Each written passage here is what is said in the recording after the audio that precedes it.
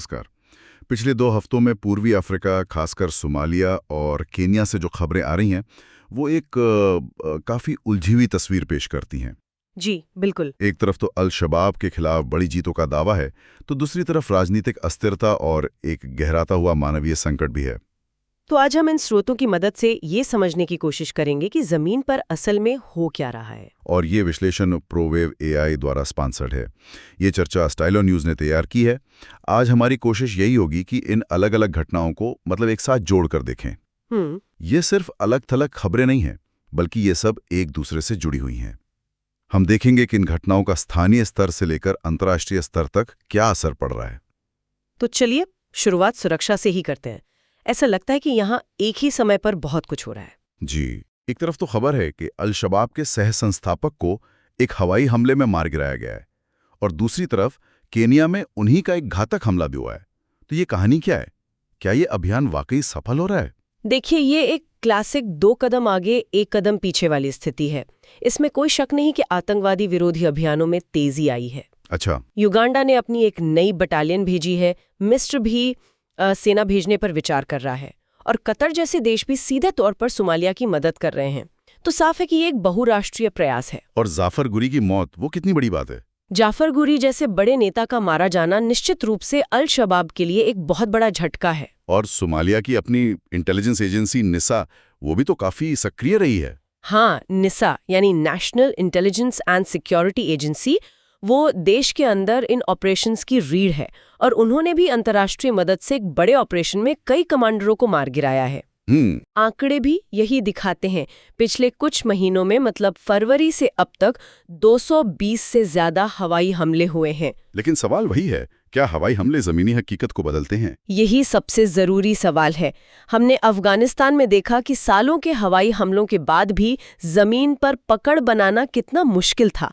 Somalia में स्थिति थोड़ी अलग है, क्योंकि यहाँ स्थानीय लड़ाके भी अल शबाब के खिलाफ लड़ रहे हैं। आप मैकावस्ली लड़ाकों की बात कर रही हैं, जो स्थानीय कबीलों से आते हैं और सरकार के साथ मिलकर लड़ रहे हैं। बिल्कुल, और यहीं पर इस कहानी का सबसे कमजोर पहलू सामने आता है। वो क्या है? हमारे सूत्रों के मुताबिक इन मैकावस्ली लड़ाकों को पिछले 6 महीनों से वेतन नहीं मिला है। क्या? 6 महीने से? जी, ये वो लोग हैं जो जमीन पर अपनी जान जोखिम में डाल रहे हैं। ये तो बहुत बड़ी समस्या है। अगर अल शबाब के खिलाफ लड़ने वाले स्थानीय लड़ाकों को ही वेतन नहीं मिलेगा, तो इसका असर क्या होगा?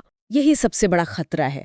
इससे उनका मनोबल गिरता है और अल शबाब को भर्ती करने का एक मौका मिल जाता है। सही बात है। जब सरकार अपने ही सहयोगियों का ध्यान नहीं रख पाती, तो वो जमीनी स्तर पर अपना नियंत्रण और भरोसा दोनों खो देती है। और जब जमीनी स्तर पर सरकार का नियंत्रण इस तरह कमजोर होता है, तो इसका सीधा असर देश की कूटनीति और राजनीतिक स्तर पर भी पड़ता होगा। बिल्कुल, दूसरे देश इस कमजोरी को देखते हैं। सही बात है। और शायद इसीलिए हम देख रहे हैं कि कीनिया जैसे पड़ोसी देश इस क्षेत्र में ज्यादा सक्रिय भूमिका निभा रहे हैं। चाहे वो सोमाली तट के पास नाविकों को बचाना हो या कतर के साथ बड़े आर्थिक समझौते करना हो।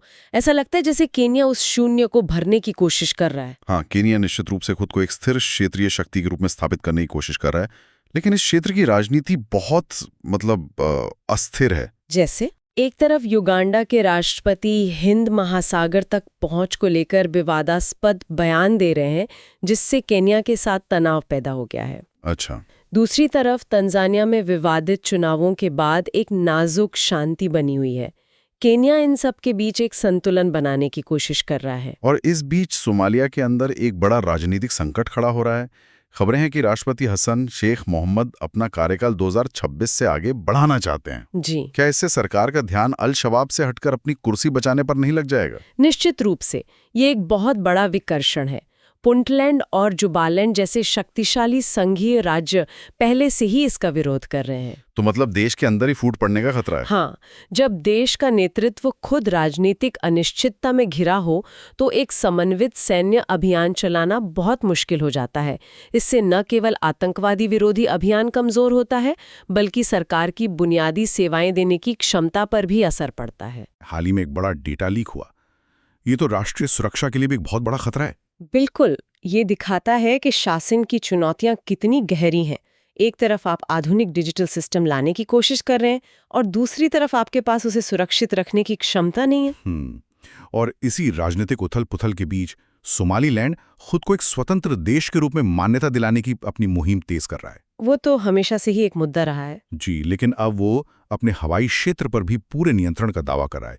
ये सोमालिया की संप्रभुता के लिए एक और सीधी चुनौती है। इन सब तनावों और लड़ाइयों का आम लोगों पर क्या असर पड़ रहा है, क्योंकि अंत में तो कीमत उन्हीं को चुकानी पड़ती है। हाँ, और ये इस कहानी का सबसे दुखद हिस्सा है। हमारे सूत्र एक भयानक मानवीय संकट की ओर इशारा कर रहे हैं। जी, जलवायु परिवर्तन के कारण 2020 से 2023 के बीच इस क्षेत्र ने दशकों का सबसे भयंकर सूखा झेला, लाखों लोग विस्थापित हुए और भूखमरी एक आम बात हो गई। और संयुक्त राष्ट्र ने भी तो चेतावनी दी है। हाँ, संयुक्त राष्ट्र ने सोमालिया समेत 16 देशों में अकाल के खतरे की चेतावनी दी है।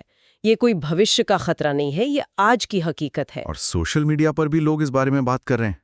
विश्लेषण से पता चलता है कि लोग अल-शबाब से तो नफरत करते ही हैं, लेकिन अफ्रीकी संघ के मिशन की प्रभावशीलता पर भी सवाल उठाते हैं। जी, सोमालिया के लिए सहानुभूति है, लेकिन साथ ही एक गहरी निराशा भी दिखती है। और इसी संकट के बीच फ्रांस से खबर आई है शरण को लेकर। हाँ, वो एक बहुत ही महत्वपूर्ण घटना है। फ्रांस की राष्ट्रीय शरण अदालत ने एक ऐतिहासिक फैसला दिया है।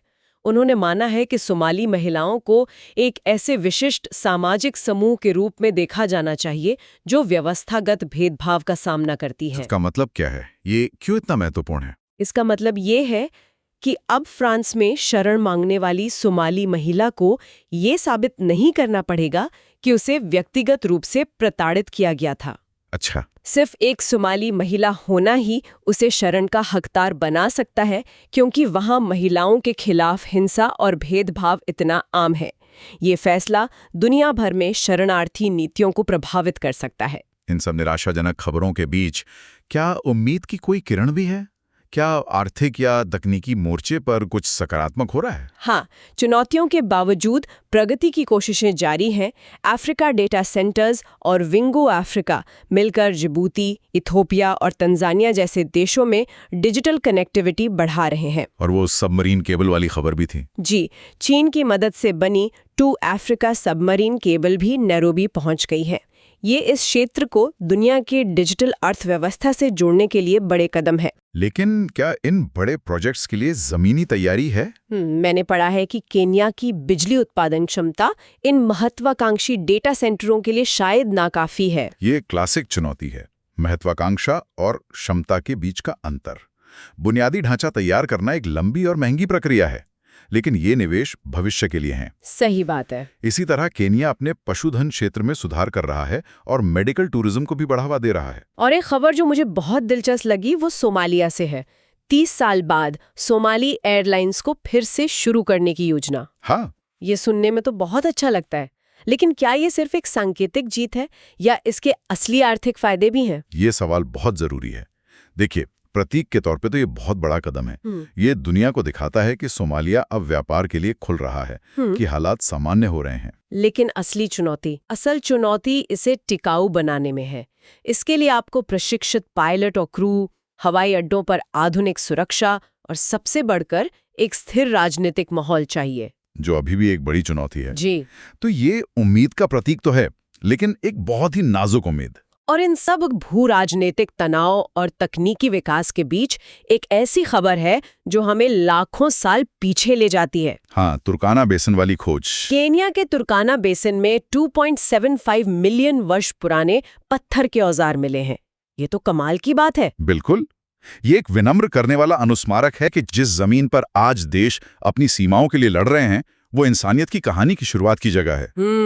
जब आप 2.75 मिलियन साल पुराने औजारों के बारे में सोचते हैं, तो आज के राजनीतिक विवाद बहुत छोटे लगने लगते हैं। तो इन सभी घटनाओं को देखते हुए आने वाले समय में हमें किन बातों पर नजर रखनी चाहिए? श्रोताओं को किन डेवलपमेंट्स को फॉलो करना चाहिए? मेरे हिसाब से 4 मुख्य बातें हैं।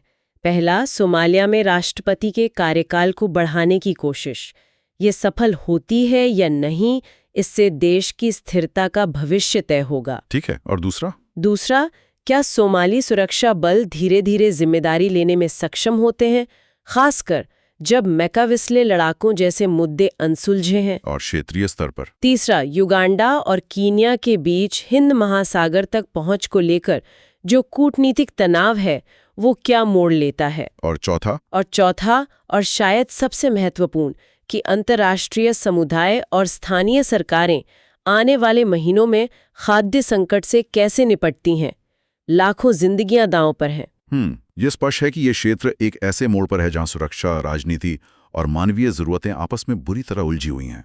स्टाइलो न्यूज द्वारा आपके लिए लाए गए इस विस्तृत विश्लेषण को सुनने के लिए धन्यवाद। स्टाइलो न्यूज एक मोबाइल और कंप्यूटर ऐप है जो आपको सैकड़ों पारंपरिक समाचार स्रोतों और एक्स से व्यक्तिगत खुफिया शैली की जानकारी प्रदान करता है। AI संचालित ऑन डिमांड समाचार प्राप्त करने के लिए www.stylonews.com पर सब्सक्राइब करें। यदि आप भविष्य के विश्लेषण के लिए कोई विषय सुझाना चाहते हैं तो हमें बताएं। अपने पसंदीदा सोशल मीडिया पर स्टाइलो न्यूज़ को फॉलो करना ना भूलें। सुनने के लिए धन्यवाद।